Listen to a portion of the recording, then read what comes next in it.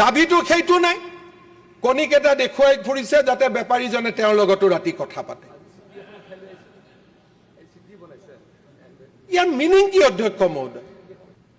অধ্যক্ষ মহোদয় ক'ব নহয় কণীৰ সিন্ডিকেট হৈছে বাহিৰৰ পৰা কণী অহা কণীত পইচা লৈছে অধ্যক্ষ মহোদয় বাহুবলীটো ভিতৰৰ কণী তাত কোনে পইচা লৈছে আজি অসমৰ ভিতৰত যে লাহে লাহে দাবী কি হ'ব লাগিছিল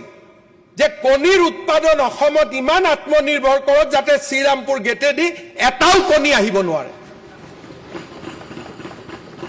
দাবীটো সেইটো নাই কণীকেইটা দেখুৱাই ফুৰিছে যাতে বেপাৰীজনে তেওঁৰ লগতো ৰাতি কথা পাতে ইয়াৰ মিনিং কি অধ্যক্ষ মহোদয় আজি আমি গোটেই বিধায়কসকলে ক'ব লাগে যে 126টা সমষ্টিত আমি 1 লাখকৈ কণী উৎপাদনৰ একোটা উদ্যোগ স্থাপন কৰিম আৰু চৰকাৰে আমাক তাৰ বাবে 20 লাখ টকাকৈ ৰাজ সাহায্য দিয়ক এক ৰাতিৰ ভিতৰতে আমি কণীত আত্মনিৰ্ভৰ হৈ পৰো অধ্যক্ষ মহোদয় আজিতো অধ্যক্ষ মহোদয় আপুনি চাওক মই এটা বেলেগ এটা ইকনমি কৈছো শ্ৰীৰামপুৰেদি কণী আহিব কোনবাই টেক্স লৈছে তাৰমানে অহা কণীৰ দাম বেছি হৈ গ'ল তাৰমানে বাহুবলীয়ে যেতিয়া কণী বিক্ৰী কৰিব কম দামত কণী বিক্ৰী কৰিব পাৰিব গতিকে মইতো বিচাৰো যে চৰকাৰে